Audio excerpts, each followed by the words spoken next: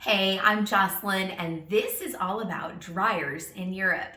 So I've done videos on washers in Europe and also how to hand wash clothes and different tips on that.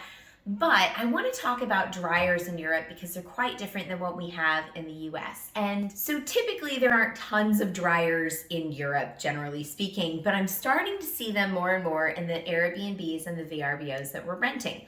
So I want to talk about this because they're quite different than what we have in the US. You've got the dial and it's all about what kind of thing you're drying, right? So cotton is going to usually be a high heat. This symbol is for wool and it's going to be a lower heat. Pick something in between. This is baby stuff. So that's sort of like for your delicates and things like that. But the biggest difference in dryers in Europe and dryers in the US is that while ours are just a lot of heat and like they're just drying and evaporating everything, here they're sort of like a dehumidifier. Yes, they have heat, but they also suck the water out. So this is 1 load's worth of water.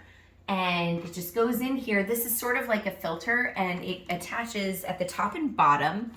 You just real carefully pick it up, pull it out. There's a hole at the top right there. And you dump.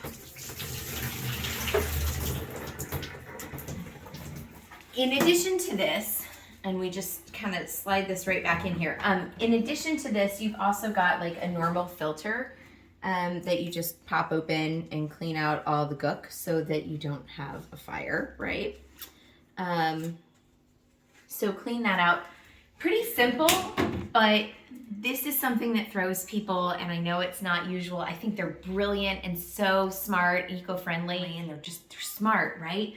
But one thing you really need to know is that they have these medium and maximum lines, and you can see that my load didn't even get halfway to the medium.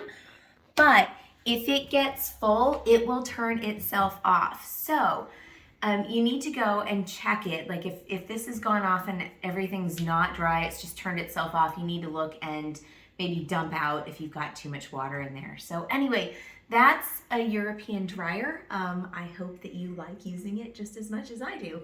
See you later.